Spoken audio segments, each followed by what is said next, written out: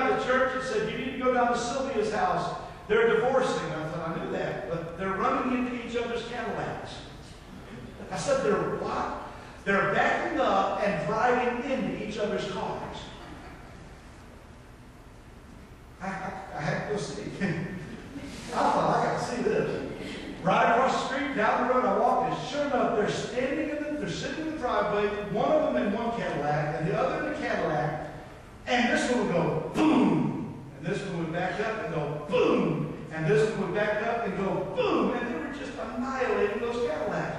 Those Cadillacs had done nothing wrong to them. They were nice cars.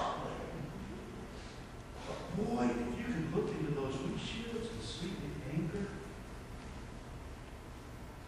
Man, I'm glad they were hitting each other with Cadillacs instead of shooting each other.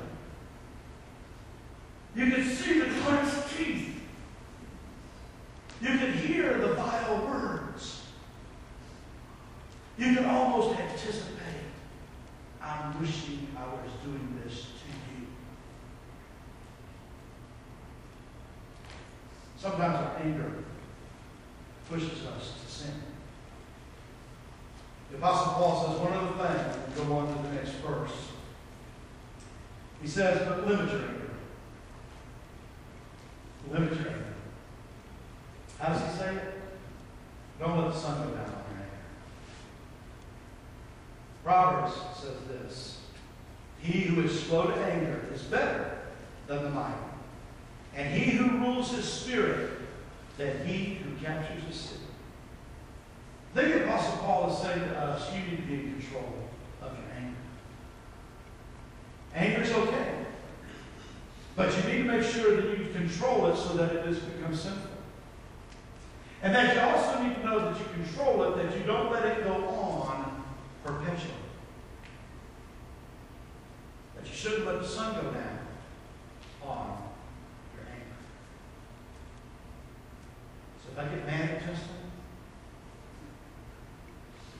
what does that mean?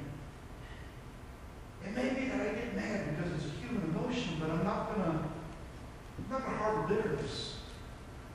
I'm not gonna punch him in the nose. I'm not going to go out and slam my car into his car.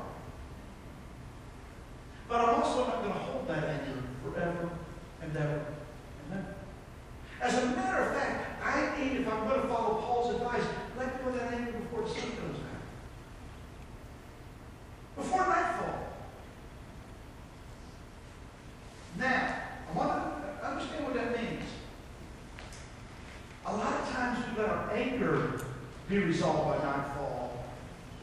But we don't let the consequences of anger, we don't let that get resolved by nightfall.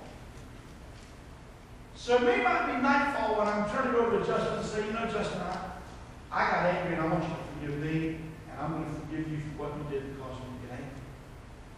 I want you to hear what I just said. I want you to forgive me for getting angry.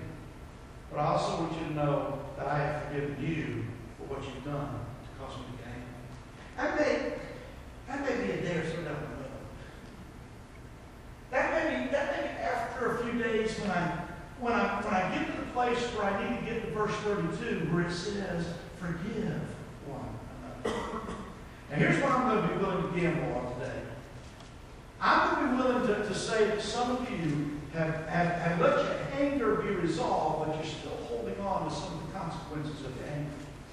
You haven't got to the place where you're willing to forgive the one who caused you to be angry.